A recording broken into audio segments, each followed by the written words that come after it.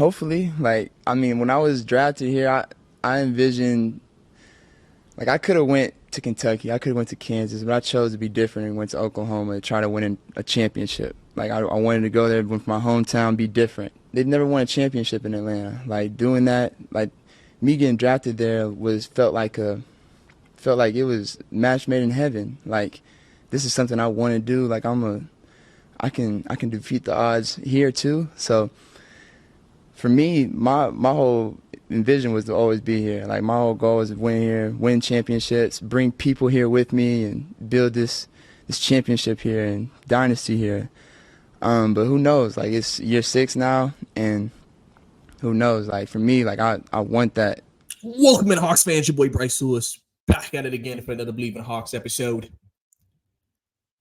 Trae Young, as you heard at the start of this podcast, saying he wants to be in Atlanta.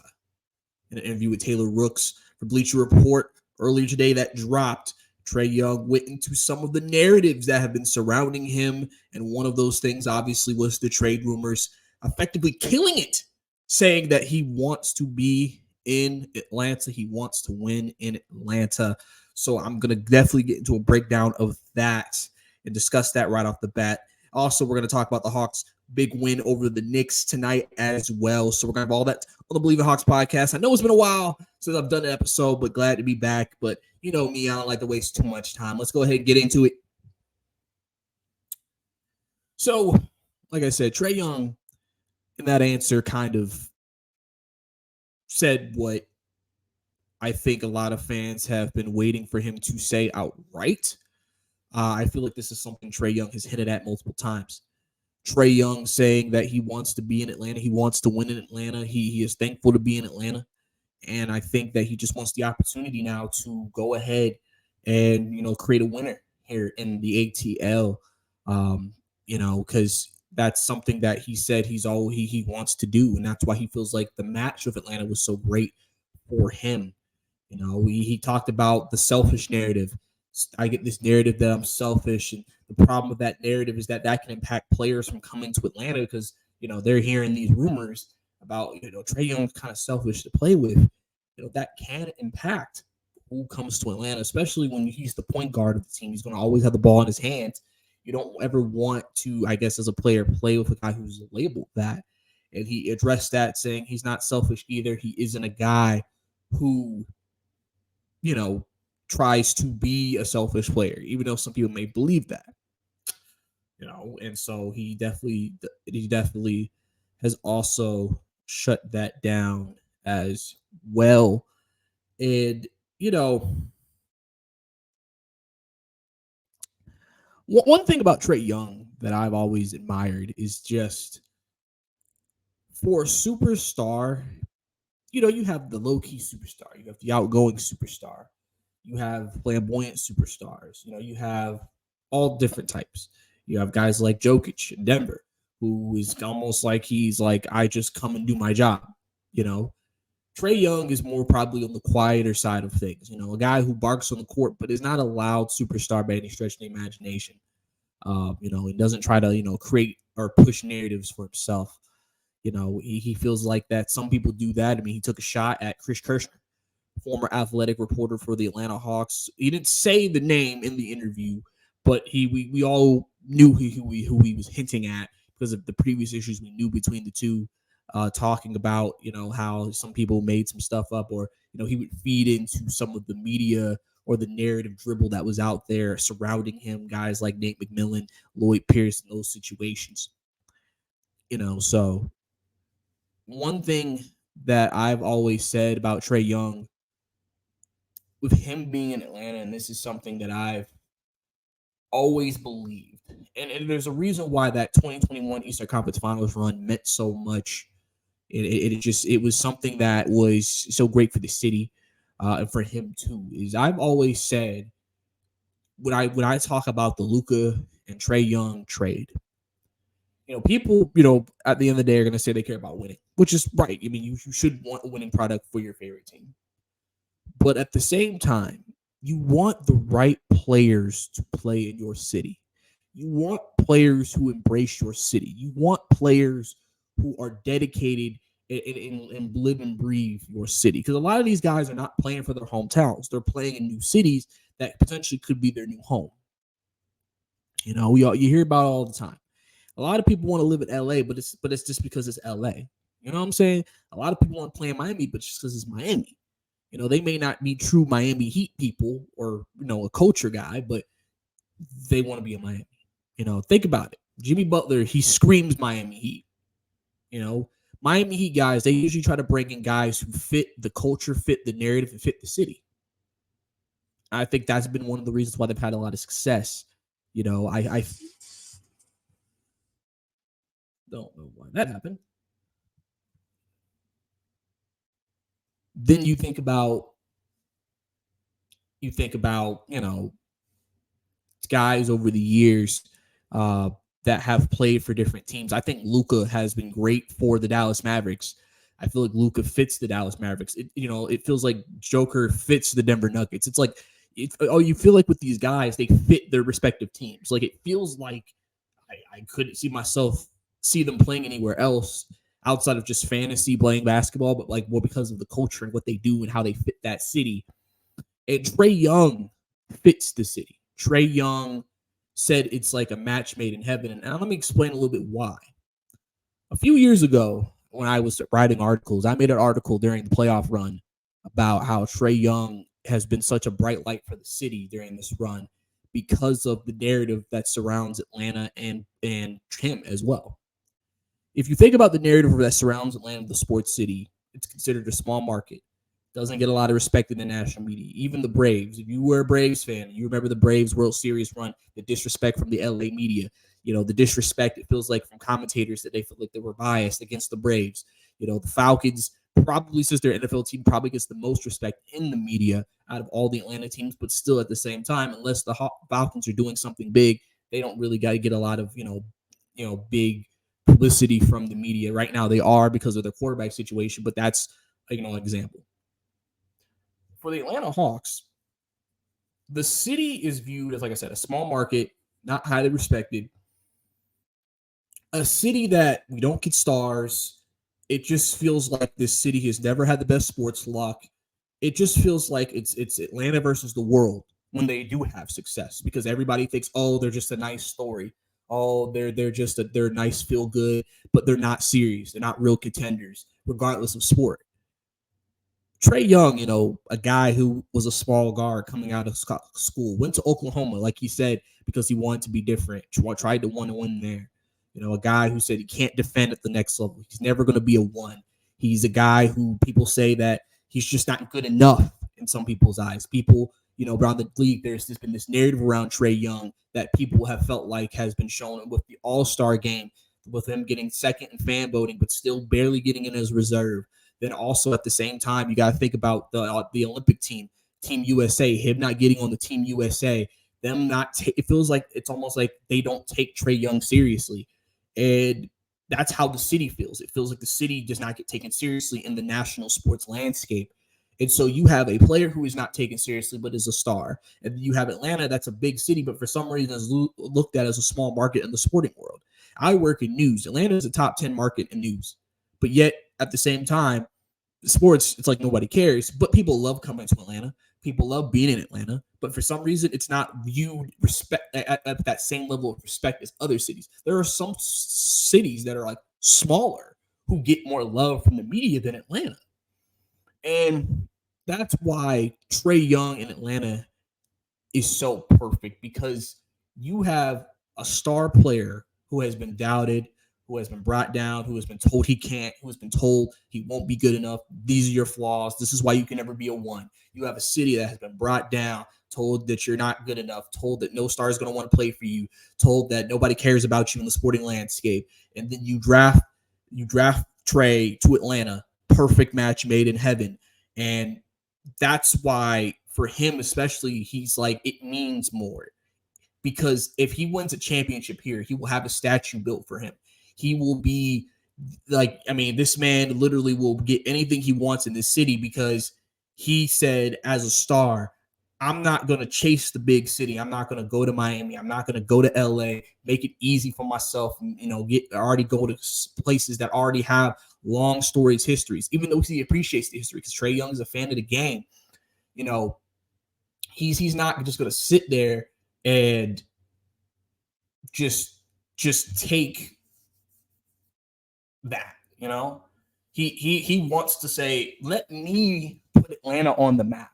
Let me change the narrative around Atlanta basketball. Let me change the narrative in this city.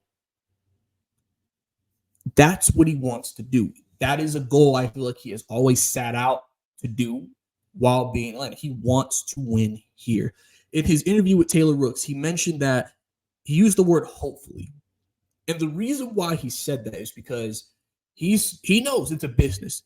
If Landry Fields and Tony Ressler come to hear him and say, Trae, we think it's in the best interest of the team to potentially trade you, then he's like, okay, I get it. It's a business. That's what you want to do. Fine. But Trae himself will not ask to leave Atlanta and say, get me out of here. I think Trae Young, when he said at the All-Star break after the All-Star game in an interview with his post-presser, he said, listen, I have 2-3 years left of my contract. I am playing my years out. He did not say he's going to try to break it, get out of it. He said, I'm going to play it out. And then like anybody would, get into free agency, we'll revisit everything. We'll revisit where we are, and we'll see what we want to do moving forward and what's best for him and his family. And I think for that reason in and of itself, I think that's why Trae Young has been such, I think, a bright light, and Trae's been out, and people when the Hawks won those 2 games were kind of like, oh, Trae's the problem. We need to trade Trae, get rid of Trae, da da da da da. And it's just like that narrative is just it's dumb to me because that means that you've been kind of looking for a reason to trade Trae Young. You want him gone. And the thing is like, every player, every fan especially has their own players they like, but you can tell when some people are like wanting something to happen. That's why I think you hear so many people nowadays just talk about the NBA in general, about the NBA media creating narratives. We saw the post with Victor Wembanyama talking about, they may want to fast forward the rebuilding process because he's not going to want to just wait through it and da-da-da-da-da. And people were taking it as they were basically saying that Victor's going to ask out in 2 years if the Spurs aren't more competitive in 2 years. And, it's one of those things where a lot of people feel like that's a crazy narrative to set for someone who just literally hasn't even maybe played 60 games yet. And that's just how the media is. I mean, obviously we could talk about KOC in him going ahead and trying to say that Trae Young, should be traded. The Ringer in general, most Ringer articles we've seen has referenced moving Trae. People have been trying to get it out there. Kendrick Perkins on ESPN saying that, I have it on good authority that a superstar is going to want to leave. And people thought he was heavily hinting at Trae Young. And it's just one of those things that it's when somebody asked the great question about teams from small markets in the NBA and said, why do we want to try to give these small markets the ability to pay more money and do all these things to try to keep their star players, but at the same time we are pushing narratives in the media to basically get them out of those cities? It feels like every great player has to move to a big city. Why can't they stay in the city that they're in? Why can't they? At the end of the day, if a basketball team is good, if a basketball team is great, fun to watch, marketable, what's the problem? And everybody wants to make it it's just in the best interest of the player. Is it? Or is it just in the best interest of marketing? Is it just in the best interest of coverage for your network or whatever you work for? And I think that's why, people want Trae out of Atlanta, because it's crazy that if Trae is traded, now he's the key to a team becoming a championship team. But at the same time, him being in Atlanta, he's viewed as a player who's not relevant by some people. It's like, that makes no sense to me.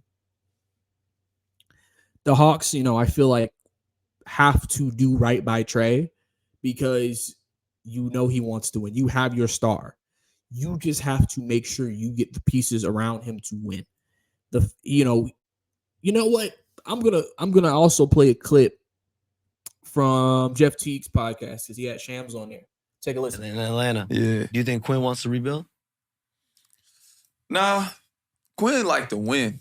That's what I'm saying. He likes to win. So if you're Quinn, you know, from everything I hear, the Quinn Trae relationship's been really good. Yeah. Like I think you know, it's two things. I think Trae understands he needs Quinn to win. Yeah. And Quinn knows he needs Trae if you're gonna try to win in Atlanta. And that relationship's been good. So, as you heard, Trae Young, Quinn Snyder, they both feel like they need each other to win in Atlanta. Jeff said it. Quinn ain't rebuilding. So for everybody who wants to rebuild, you don't bring in Quinn Snyder to start over. That's just, I've said this before. They don't bring in a guy like that to restart. It's just not going to happen if Quinn Snyder is going to be the head coach. So if you're restarting, you're firing Quinn Snyder and bringing in probably a no-name coach to develop players, like a lot of teams do. They bring in a guy who's probably getting first-time NBA coaching experience with a bunch of new young players. And, you know, they both understand that there is work to be done. They both understand that there is a lot there that needs to happen for them to be successful. And if they're going to be able to get the job done, they know they're going to have to, you know, the front office is going to have to step up and get the players needed for Trae Young to be successful. I mean, it's pretty obvious what they need. You know, they need a great rolling big, which could be a Congo. But you need all three of your bigs to be able to roll and shoot and defend. They don't necessarily have that. That's why I've called for the Clint Capella trade. You got to get Clint out of there. He does not fit what Trae needs. You know, you need a guy, and this is the thing about DeJounte, is that one reason why Steph Curry and Klay Thompson worked was because of the fact that Klay didn't need the ball. Steph could dominate the ball, and Klay could still get 30. DeJounte has had to learn how to score without having the ball as much, and he's actually done it well. The problem is that for him as a player, he feels like it's not maximizing his talents, and so if that's the case and that's how they have to play, that probably means you probably need to move off DeJounte and get a player who can maybe fit better with what Trae needs. One of the reasons why Bogey, when he first got here, worked really well with Trae was because Trae was because Bogey's a catch and shoot guy.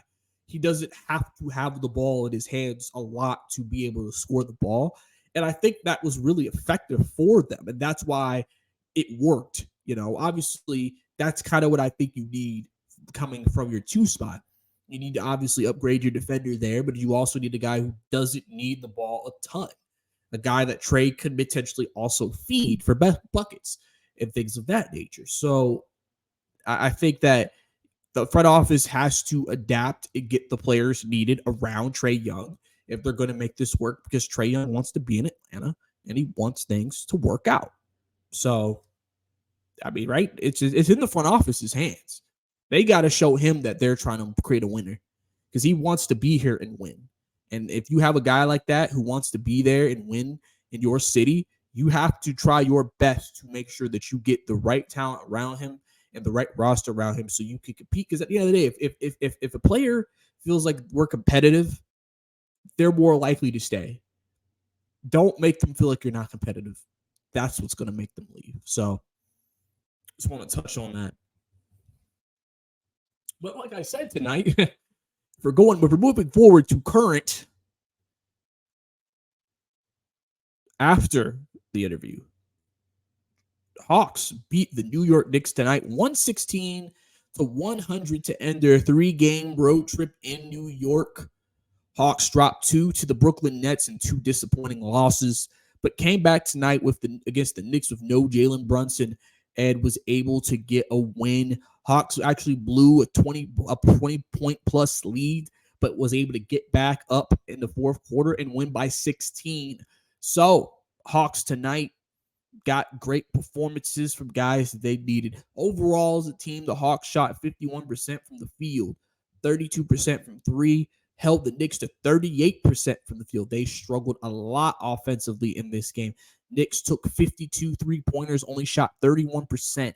They just did not have the shot tonight. There was a couple of questionable texts on Garrison Matthews and DeAndre Hunter tonight. DeAndre Hunter continues to get one of the worst whistles in the league.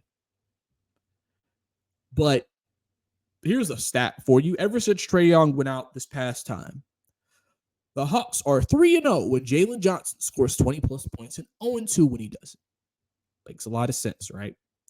Jalen Johnson tonight came out aggressive in that first quarter. I believe he had like 12 in that first. He was aggressive. I could be wrong, but he was aggressive, basically. He came out, was looking for a shot, and that's the Jalen Johnson that I think, especially after the last 2 games against Brooklyn that he needed to come out and show tonight. Just really effective from the field. 12 of 17, 2 of 3 from 3. He has the highest plus minus of anyone on the team with 23 on the floor. 9 rebounds and 7 assists. He kind of did it all tonight. And eventually he'll get that first career triple-double. But Jalen Johnson, man, it makes sense that when Jalen Johnson is playing well, scoring, especially with the loss of Trae Young and Onyeka Okongwu, that the Hawks are winning games. Because Hawks have been able to play better defense. And that has resulted in them, well, in a way where they have to, because they just don't have the offensive firepower with Trae Young and Okongwu out. But at the same time, you got to get good performances from the guys you do have. Bogey has had a horrific week. He has not been good these last 3 games. I don't know what's up with Bogey, why his shot's off. I don't know if he's wearing out. I don't know what it is. You obviously hoped and expected more from Bogey. Maybe it's because of the way he has to create shots now with Trae Young out of the lineup because of Trae Young's shot creation. I mean, Bogey only took 6 shots tonight. He was plus 16, 19 from the floor. So he was the second highest plus minus. So, but, he definitely may be a guy who's feeling the impact of not having Trae Young to help give him good looks. And, that's tough because Bogey's a big part of, what they want to do. But like I said, Jalen, like I said, did a great job tonight getting his teammates involved and just kind of doing everything that he needed to do. And he had to kind of be the best player on the floor tonight. And I think he was tonight.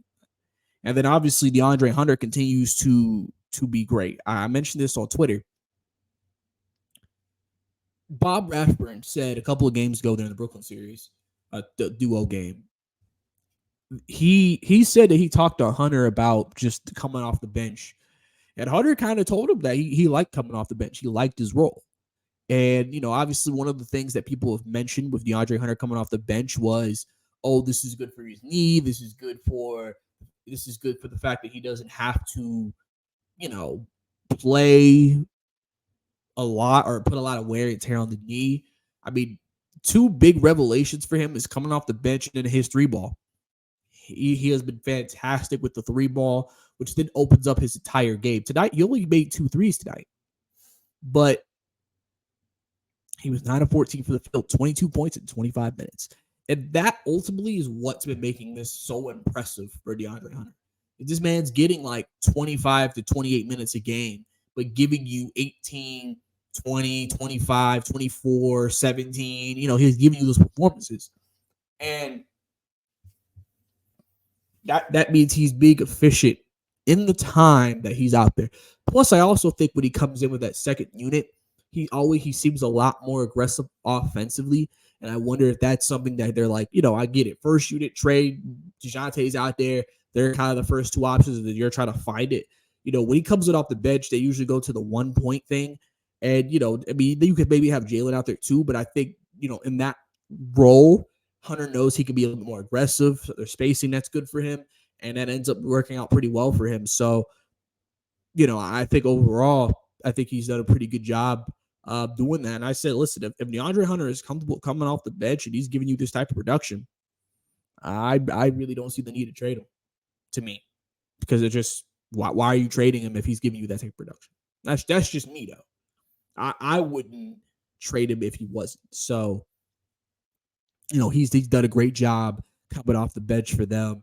No Kobe Buffkin tonight, so Trent Forrest got some minutes. He stayed ready. Did what Trent Forrest does. Tries to play good defense, just makes the right play. Doesn't do anything spectacular. Doesn't do anything great. Doesn't do anything crazy. Just plays within himself. Plays within his game. And, luckily, like I said, Knicks didn't have Jalen Brunson, so they didn't have their rim attacker, their rim pressure tonight, and that helped the Hawks defend a little bit better. And like I said, not the Hawks, but the Knicks tried to result to 3-point shots. They just didn't have it tonight. So really, really good win for them. They needed that one after losing the last two to Brooklyn, who made up ground as the 11th at their 11th spot, trying to get to that 10th spot. Hawks do play Cleveland tomorrow, so that'll be a tough game for sure. This is a back-to-back for them. Cleveland actually came back down 22 points. Dean Wade, 17 in the fourth, to overcome the Celtics tonight, who were down a few people. And like I said, they were able to bounce back tonight. Donovan Mitchell's out. Strus is out. Ty Jerome is out. So, they got some injuries they're dealing with. And if you are into this, Hawks are actually favored by a point tomorrow. So I guess that's something that you can look forward to. The Hawks have, struggled with Cleveland this year a lot. It's usually not a good matchup for them. So we'll see what they do coming back home to Atlanta for the first time in like a week, I believe. Against the team that, trying to do their thing. But, like I said, as of right now with that win, Hawks are still 2 games behind Chicago for the ninth and 2.5 above Brooklyn. So they continue to jock it out to see who's going to get that 10th spot, and probably will play the Bulls in that first play-in game coming up. So, like I said, Hawks got to get ready to go tomorrow in Atlanta, and then trying to, try to win and, see if we can build some momentum again. You got Memphis on Friday, and then you got the Pelicans on Sunday. So, like I said, we're going to have to see what happens with this team. We're going to have to see what happens with the Hawks. Good win tonight for those guys doing what they need to do. Murray also at 21, played well in the fourth. Bay with 17, Capella with 13. So we're going to have to see what happens. Also, Hawks signed Dylan Windler, G League guy, got sent out to the G League today. So I know a lot of people weren't happy about it, but at the same time, it's a 2-way contract. You knew they weren't going to bring anybody game changing. So, but yeah, that was your Believe in Hawks podcast. So appreciate you guys tuning in. Don't forget to follow me on Twitter at Bryce_2K. If you're watching this on YouTube, don't forget to subscribe and like the video. And if you're listening to me through audio, don't forget to leave a rating and a review for the podcast so we can reach more Hawks fans or just fans of the game. So, like I said, guys, appreciate you guys tuning in to the Believe in Hawks podcast. It's your boy, Bryce Lewis. See you next time.